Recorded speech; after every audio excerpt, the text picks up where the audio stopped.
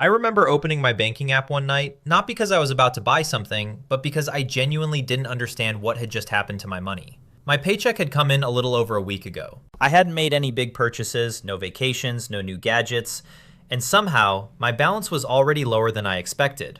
Not zero, not disastrous, but off. Just enough to make you pause and think, wait, where did it actually go? And that's a strange feeling, especially when you consider yourself pretty responsible. You're not reckless, you're not ignoring your finances, you're doing what you're supposed to do. You might even have a budgeting app downloaded somewhere. But there's this quiet gap between what you think you're doing with money and what's actually happening. That's when it started to click for me that the issue wasn't how much I earned or even how disciplined I thought I was. It was visibility, or more accurately, the lack of it.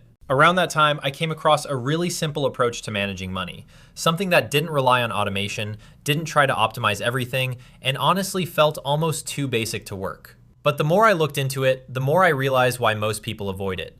It forces a level of honesty that most systems let you skip. So instead of just reading about it, I decided to treat it like a real experiment. 30 days, no assumptions, no shortcuts, just following the method exactly as intended, and seeing if anything actually changed. If you're new here, I'm Humphrey. I spend most of my time thinking about money, not just how to grow it, but how people actually interact with it day to day. And one thing I've noticed over and over again, whether it's through conversations, clients, or just observing patterns, is that most people don't struggle with money because they lack information. They struggle because the systems they're using don't match real human behavior. I've seen people making great incomes who still feel broke at the end of every month.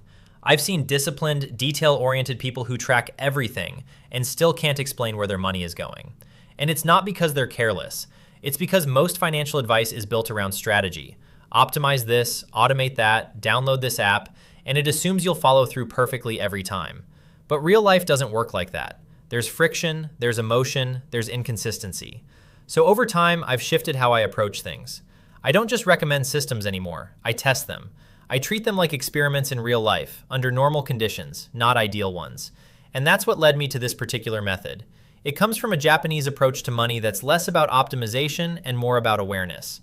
It's built on simple ideas, being intentional, paying attention, reflecting regularly, but applied in a way that most of us don't naturally do. And that's exactly why it works. You've probably had that moment where it's halfway through the month and your money is already thinner than it should be. Not gone, but noticeably off track. And it's not because of one big mistake. It's a series of small, forgettable decisions. A few meals out, a couple of subscriptions, random convenience purchases that didn't feel significant at the time. But when you zoom out, they add up in a way that feels almost confusing. And then there's that subtle guilt that creeps in. Not after a huge purchase, but after something small. You tap your card for a coffee or order food because you're tired, and there's this quiet voice in the back of your mind saying, you probably didn't need that. It's not enough to stop you, but it's enough to make you feel slightly off. A lot of people try to fix this with apps. You download something, set up categories, maybe even track things for a week or two. But eventually, life gets busy, the notifications become noise, and you stop opening it. Not because you don't care, but because it starts to feel like another task on your list. What's interesting is that most people already know what they should be doing. Spend less than you earn, be mindful, track your expenses. None of this is new information. The gap isn't knowledge, it's follow-through. And that gap usually comes down to a mismatch. Most systems are designed for a version of you that's perfectly consistent, always motivated, and never tired. But in reality, people avoid checking their balances when they're stressed. They justify small purchases because it's only a few dollars. They get overwhelmed when a system feels too detailed or rigid. So it's not that you're bad with money. It's that the system you're using doesn't match how humans actually behave. The reason this method stands out is because it doesn't try to fight those tendencies. It works with them. It builds awareness in a way that feels natural, even if it's a little uncomfortable at first. And that's exactly where the change starts. So what is this habit really? At its core, it's a very simple system that comes from Japan called Kakeibo. But instead of thinking of it as a budgeting tool, it's more accurate to think of it as a structured way of paying attention to your money. The first thing that stands out is how manual it is. You're not tapping transactions into an app, you're not syncing bank accounts, you're physically writing things down. And that's not a limitation, it's the point. That small bit of friction forces you to slow down just enough to actually register what you're doing. And as you go through it, you're not just listing expenses randomly. Everything gets filtered into 4 categories: what you needed to spend, what you wanted to spend, what contributed to your personal growth, like books, learning, experiences, and then the things you didn't see coming.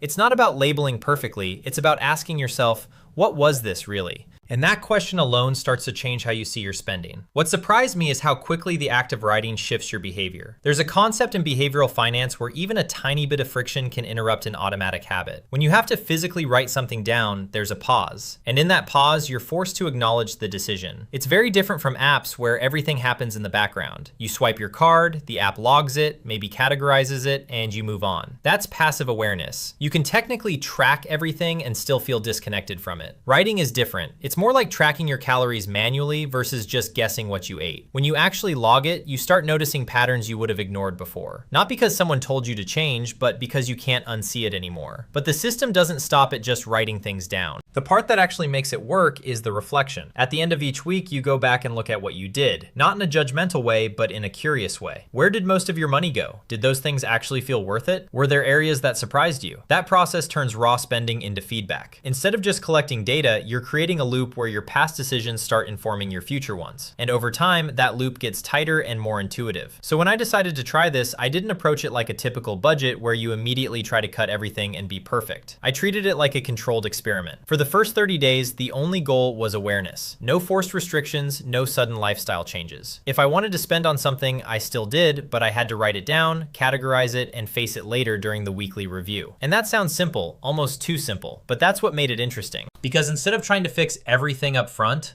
I was just observing what actually happens when you stop letting your money operate in the background. Most people think of budgeting as setting up a system that runs in the background. You download an app, connect your accounts, create categories, maybe set a few limits, and then the expectation is that the system will somehow keep you on track. In theory, it sounds efficient. Everything is organized, automated, and neatly categorized. But in practice, it often feels a bit disconnected. The information is there, but it's abstract. You might check it at the end of the week or the end of the month, long after the decisions have already been made. And by that point, it's less about awareness and more about reacting to something you can't really change anymore. That's where most systems fall short. They focus heavily on control, telling you how much you should spend, where to cut back, but they skip over something more fundamental, actually understanding your behavior in real time. There's a difference between cash flow awareness and cash flow control. Control is the outcome, spending intentionally, staying within limits, making better decisions.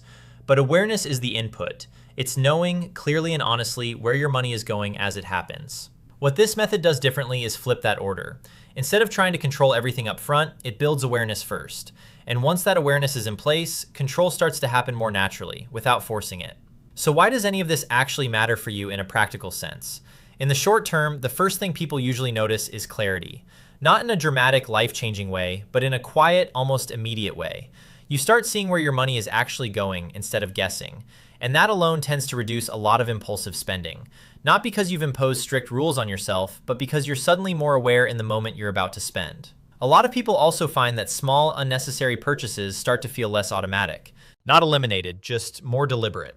There's a pause that wasn't there before. Over a few weeks, that starts to translate into something more structural. Your savings rate tends to improve, not because you've made extreme cuts, but because you're simply leaking less money through unnoticed decisions. And your spending becomes more intentional. You're still buying things you want. You're just doing it with more awareness of what it means in the bigger picture.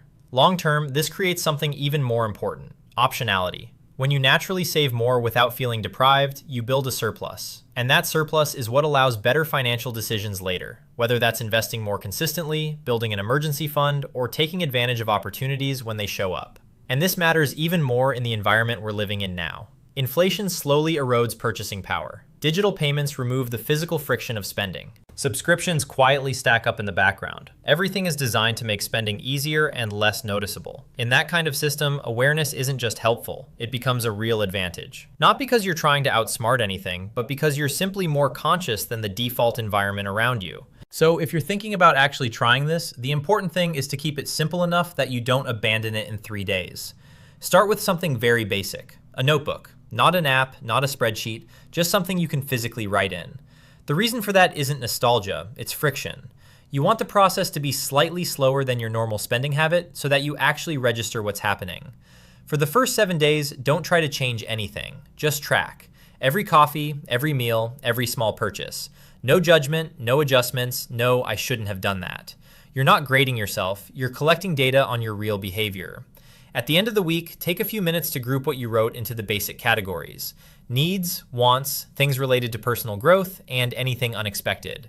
Don't stress about perfect labeling. If something feels unclear, just go with your best interpretation. Then comes the part most people skip, reflection.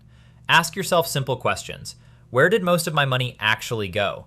Did those purchases feel meaningful in hindsight? Was there anything that surprised me when I saw it written down? And then just choose one small adjustment. Not 5, not a full overhaul, just one behavior. Maybe it's cutting one recurring expense you didn't notice, or slowing down one type of impulse purchase. The key thing here is that you're not trying to be perfect. You're not building a flawless system. You're just trying to notice patterns you've never actually seen clearly before. Once people start something like this, the most common mistake is trying to optimize too early. They see a few patterns in the first week and immediately want to fix everything at once. Cut all unnecessary spending, redesign their budget, overhaul their habits.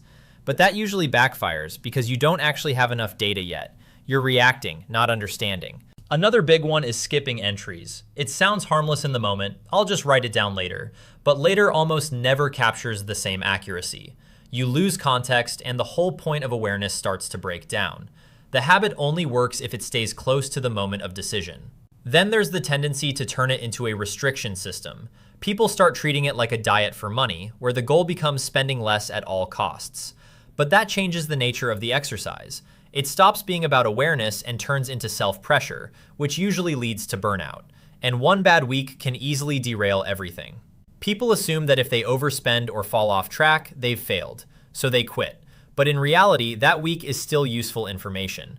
It tells you something about timing, emotions, or triggers you wouldn't have seen otherwise. A lot of this also comes from overcomplicating the system. Too many categories, too much detail, too much structure. It becomes a second job instead of a simple reflection tool. And sometimes people make it worse by comparing their results to others, as if there's a correct way to do this. But none of these are failures. They're just data, even the messy parts, especially the messy parts. At this point, I'm genuinely curious how this plays out for you in real life. Because most people already have at least one category of spending they kind of know they're overspending on. It might be food delivery, random Amazon purchases, subscriptions they forgot about, or just those small daily expenses that never feel important in the moment but add up quietly over time. So think about that for a second. What's your version of that? And I'm also curious if you've tried budgeting apps before. Maybe you downloaded one, used it for a few days, maybe even a couple of weeks, and then just stopped. Not because you didn't care, but because it didn't really fit into how you actually live day to day. That's a really common experience, and it says more about the system than it does about you. If you want to actually test this in a practical way, don't overthink it. Just try a 7-day version of this. Nothing fancy. Just a notebook, writing down every expense as it happens, and then taking a few minutes at the end of the week to look back at it.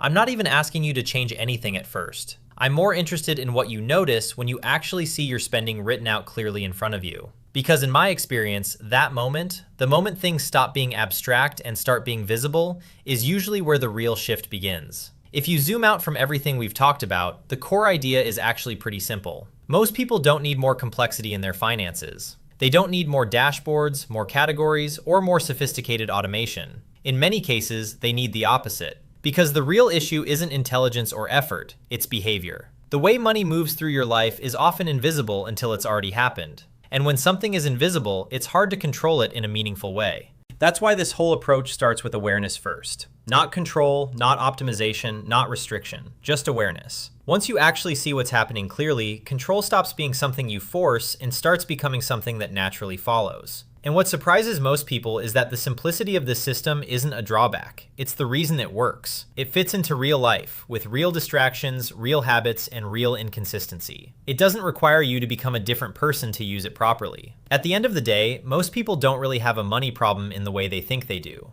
They have a visibility problem. And once you fix that, once you actually see your financial behavior clearly, the rest starts to change in a way that feels a lot more natural than expected. If this kind of behavioral approach to money makes sense to you, there's a good chance you'll also benefit from going a layer deeper into how your spending decisions are actually formed in the first place. Because once you start noticing your patterns, the next step is understanding what's driving them, and that's where things get even more interesting.